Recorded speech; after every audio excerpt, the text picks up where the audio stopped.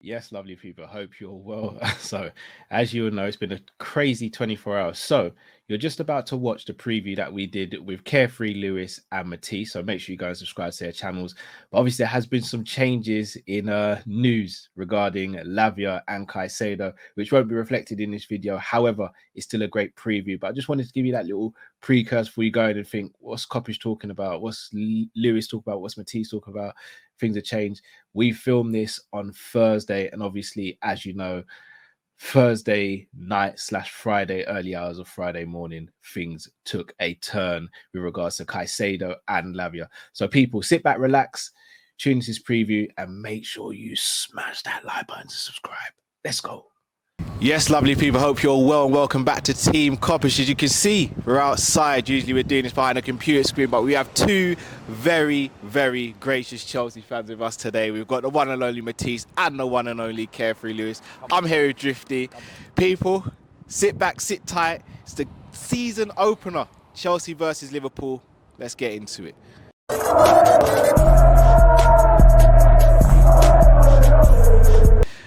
Right, people, it's the season opener. Chelsea have still got no Caicedo at the time of recording, and Liverpool still haven't got owners that want to push them over the edge. But we are here. This time last season when Liverpool and Chelsea played each other, it was called, as Lewis said, the Great Mid-Off. Both teams had nothing to play for. Both teams effectively finished mid-table and well below expectations. But Matisse, I'm going to start with you. Going into this season, how are you feeling?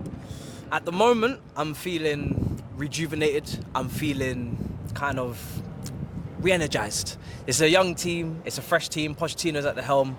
And there's nothing to be scared of after what happened last season. That should have broke me. That should have sent me away from the sport. That should have retired me. We finished 12th, 2 dead rubbers against yourself. So if I can survive that, there's nothing that can break me for the way I see it. So for me, I'm ready for the season. I'm looking forward to it. And I'm not worried about this game. I'm looking forward to it. So, Lewis, we all know you hate Tottenham more than the average man. Oh, yeah. Yeah. And Arsenal, don't forget Arsenal. And Arsenal as well. We're common ground there. Yeah. Pochettino at the Realm. What are we saying? How are you feeling about Poch? Bro, it's been a month. I'm excited. Even, take the Spurs bias aside from when he was initially at Spurs, I did low-key rate him. He was the only manager that actually had me scared of Tottenham for a while. Even took them lot to a Champions League final. We know Tottenham shouldn't be sniffing that competition, let alone getting that far in it. So there was obviously some quality in there. He speaks in the right way. I feel motivated off the way he talks and his ideas of football. The football, he's got the best out of nearly all of the young prospects that we brought in. I'm giving him time. And to be honest, I'm more excited for Chelsea now than I've been in any period over the last 18 months. And to me, that already says a lot. We're in a position where we can start well. You guys are a tough opener, even with all the midfield injuries and the same problems that we're having as well. You guys are going to be tough. Everything past that is winnable. So I think we're in a good position to really start, build something well. 1 game a week works in our hands too. And Poch is the right manager for these young players. I hear it. Drift. You're looking at Chelsea and they're the pole opposite to Liverpool, doing business left, right and centre. However, there is or can be a case made that you can maybe do too much too soon. Do you look at Chelsea and think this is maybe the season where they bed everything in, or do you actually think this is the season where they should be challenging? First of all, I thought Lewis was going to say last 18 years. I was going to say, right, that's a mad thing. I didn't actually say that, did I? No, you said months. God, you said months.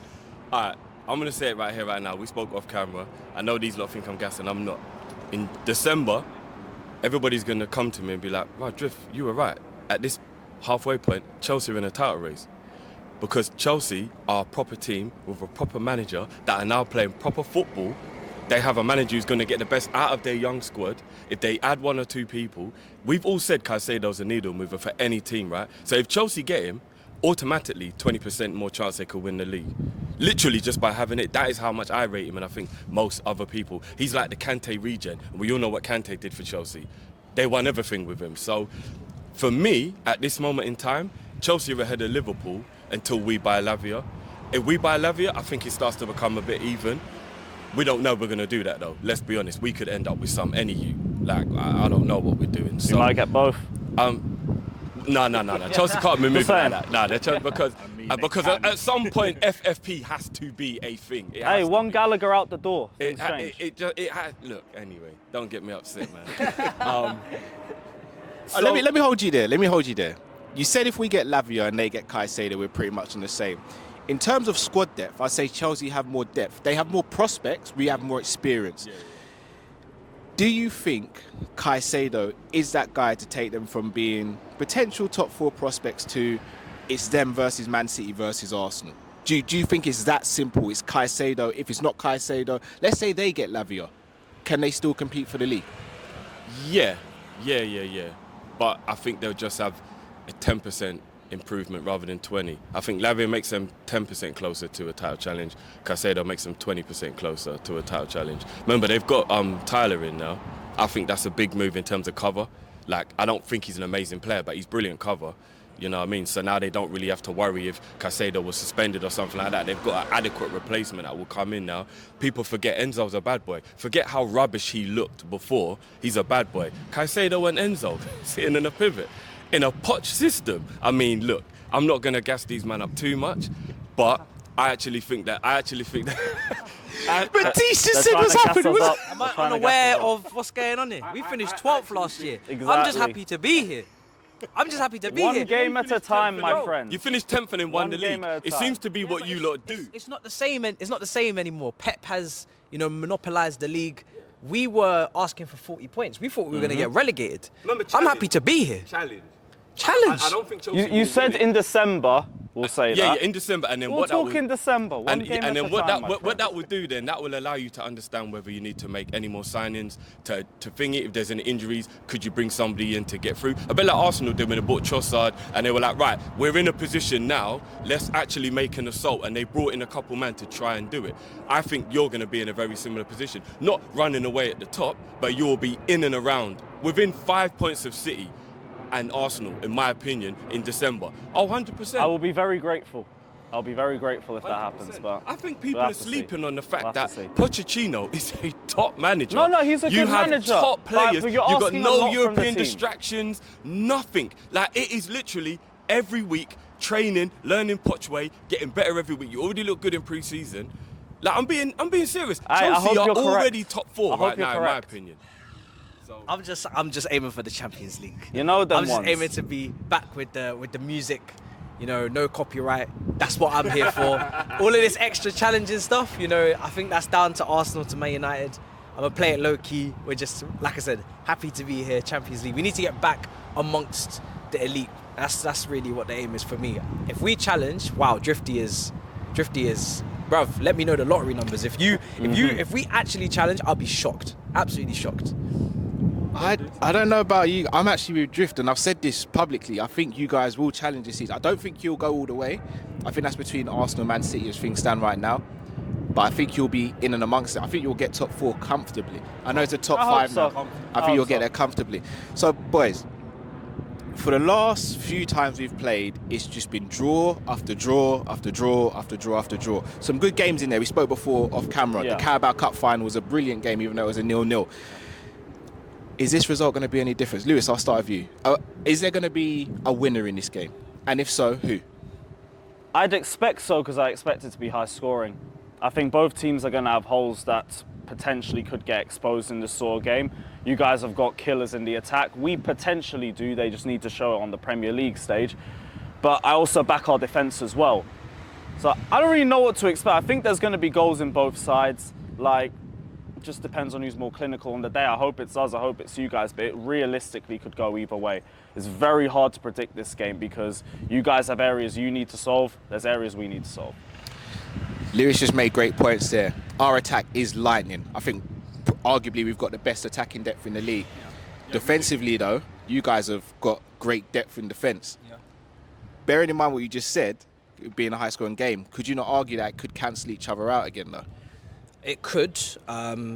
I really hope it doesn't, because I think both teams need to set a marker down for different reasons. There are question marks over both teams, are inexperienced, and a lot of debuts are being made in terms of first full seasons for Mudriks, for Madueke's, for Enzo's.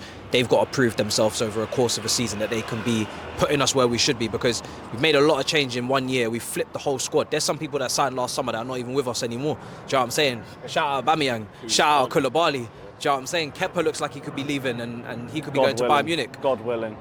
Listen, brother. Next up. Next up.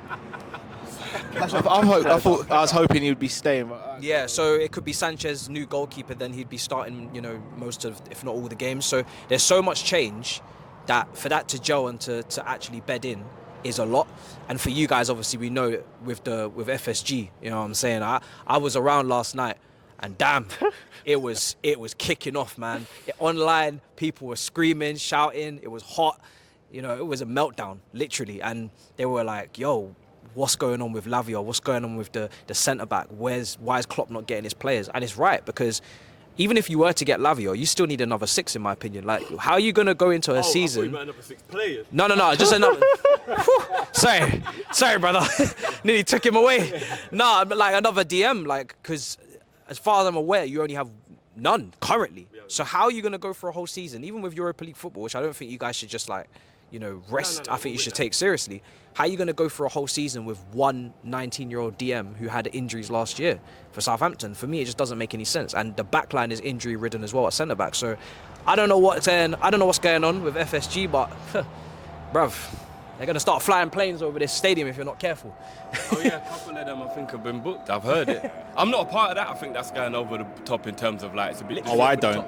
No. It's a bit disrespectful to Chelsea. I think if you're going to do that, I think you do that at Anfield. Do it everywhere. Do it everywhere. I think that's a bit too. No, because you kind of have to respect where you are. I'll do it everywhere. And Heathrow is just round the corner as well. Yeah, that's a no-fly zone. I'm on doing it everywhere. I just think it's a bit disrespectful to do it at other people's stadiums. But Matisse is right though. We keep on talking about Lavia.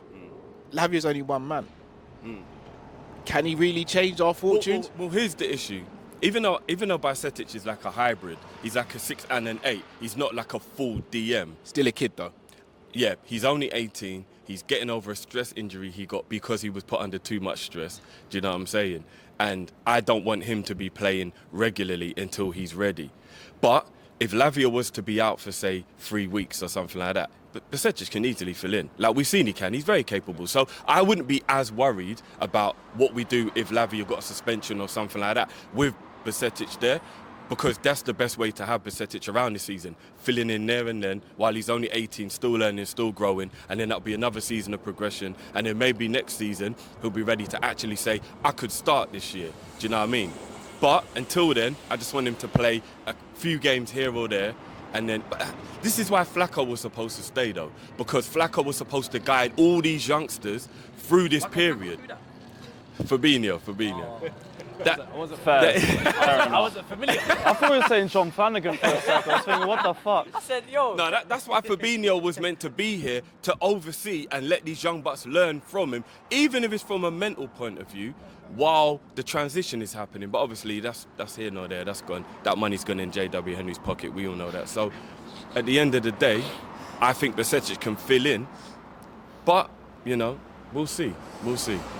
We will. Well, people, if you haven't already, smash the like button, subscribe if you're new to the channel, but also make sure you subscribe to Lewis's channel and you go and follow Matisse on his channel as well, and go and follow them on social media. Prediction time, boys. Lewis, I'm going to start with you. Chelsea versus Liverpool, Stamford Bridge, opening game of the season. What's the score? 3-2 Chelsea. Still high scoring, but Chelsea on top. Matisse? I'm going to go 2-1 Chelsea, purely because your defence over pre-season has been mocked. With a smile on your face when you say that. And if you don't have it, we got Tyler Adams who could play because he did his medical today, so hopefully they register him if he's not injured. So we technically should have a couple of 6s with Santos, but he will maybe be involved. You guys won't have one, and if Jones is in there and Trent, and I'm expecting us to take advantage of that lack of holding midfielder. If we don't, then long day. So Drifty, your turn now. Chelsea versus Liverpool. Matisse and Lewis have both said Chelsea wins.